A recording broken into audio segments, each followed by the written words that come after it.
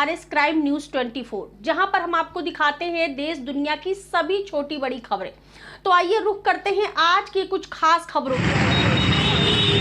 मैं ईशल ठाकुर, राष्ट्रीय समाजवादी जन क्रांति पार्टी का अध्यक्ष, आज चौकाघाट तिराहा नुक्कड़ सभा में मौजूद। पूर्व निर्धारित कार्यक्रम अनुसार आज चौकाघाट तिराहे पर नुक्कड़ सभा हम सभी का संपन्न हुआ और बहुत ही अच्छा संदेश हम लोगों ने अपने प्रत्याशी के पक्ष में दिया। राष्ट्रीय समाजवादी जन क्रांति पार्टी का प्रत्याशी पारसनाथ केसरी आज चुनाव मैदान में है। हमारा मुद्दा है कि देश के अंदर हम चाहते हैं शैक्षणिक उत्थान, हम चाहते हैं सामाजिक उत्थान, हम चाहते हैं आर्थिक उत्थान। ये तभी संभव है जब स्वच्छ छवि के राजनेता आएंगे सत्ता के अंदर। तो राष्ट्रीय समाजवादी जन क्रांति पार्टी स्वच्छ छवि की सरकार को लेकर के अग्रसर है। इसी को लेकर के आगे हम बढ़ रहे हैं, इस नीतियों को लेकर के। और हम सवाल पूछना चाहते हैं उन नेताओं से जो नेता सत्ता में रहे हैं आज़ादी के बाद से, जो विपक्ष की भूमिका में रहे हैं, चाहे वो केंद्र के हों चाहे राज्य के हों, वो नेता चाहे भाजपा के हो, कांग्रेस के हो, सपा के हो या अन्य गठबंधन के नेता हो। अगर मैं सवाल करूं तो बड़ी ही प्रबलता से राष्ट्रीय समाजवादी जन क्रांति पार्टी का यह सवाल है कि देश की 80% आबादी गरीबी रेखा के नीचे जीवन यापन करने को मजबूर, तो इसके लिए जिम्मेदार है। देश के अंदर भ्रष्टाचार, अन्याय, अत्याचार और संविधान और कानून का उल्लंघन, तो इसके लिए जिम्मेदार है। आज हमारी देश की जनता त्रस्त है, तो इसके लिए जिम्मेदार है। शिक्षा के स्तर में गिरावट, आर्थिक स्तर पर गिरावट, पूंजियों को मात्र चंद लोगों में सिमट करके समाज की आर्थिक व्यवस्था को तार करने वाले लोग कौन, इस पर जवाब दे राजनेता। ये राष्ट्रीय समाजवादी जन क्रांति पार्टी का सवाल नहीं, ये जन जन का सवाल है। ये सड़क से लेकर के संसद तक सवाल होगा। जवाब तो नेताओं को देना होगा और नहीं तो गद्दी छोड़ना होगा। धन्यवाद। पारसनाथ जी, किन मुद्दों को लेकर आप चुनाव मैदान में उतरे? मैं यहाँ पे महंगाई, अग्निवीर योजना, शैक्षणिक व्यवस्था, स्वास्थ्य व्यवस्था, समाज व्यवस्था, व्यापारियों की समस्या को लेकर के मैं यहाँ समाज उतरा हूँ।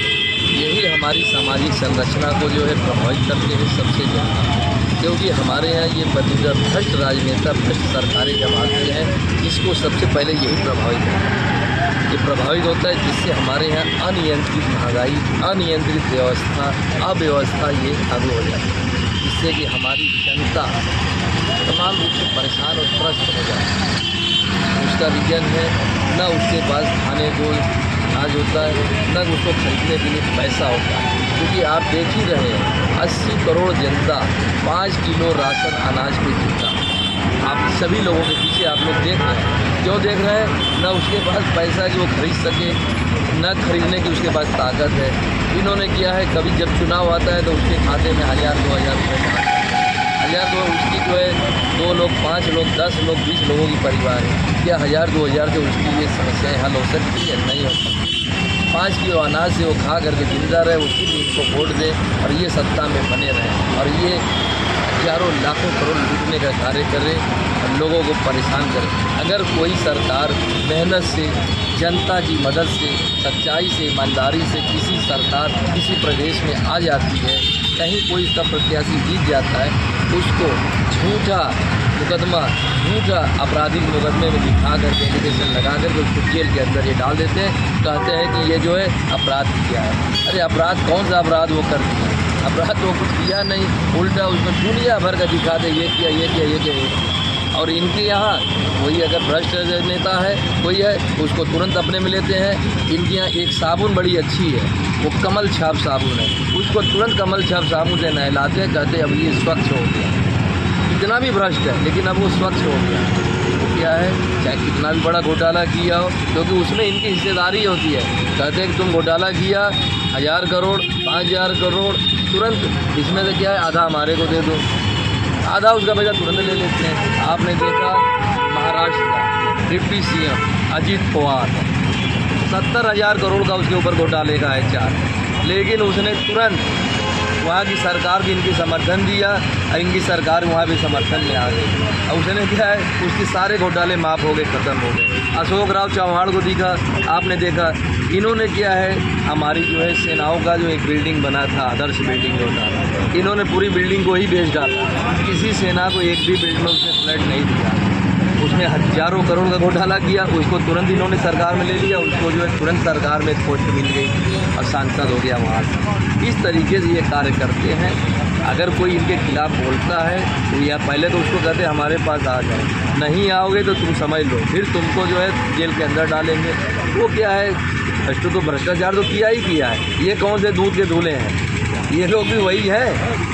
ये लोग जनता को खाली परेशान करने का जो काम करते हैं, उससे कहते तुम्हारे लिए हम प्रोग्राम लाते हैं, ये करते कुछ भी नहीं है। कोई रैली करते हैं, सैकड़ों करोड़ उस रैलियों में खर्चा करते हैं, और दूसरे करते हैं कि आप अपने खर्चे का जो है ब्यौरा दीजिए। क्योंकि यहीं पे हम लोग हर जगह रहते करते हैं, चुनाव आयोग ने खर्चे का ब्यौरा लगा रखा है। क्या ये जानते हैं, आज हमारे पूरे शहर में जितने भी भाजपा के छोटे बड़े नेता हैं, जगह जगह वो लोगों को बुला रहे हैं, मीटिंग कर रहे हैं, वहाँ पे जो है डेली का जो है लाखों रुपया डेली का खर्च हो रहा है। एक मीटिंग वो पैसा कौन करेगा, वो यही कर रहे हैं पैसा खर्च।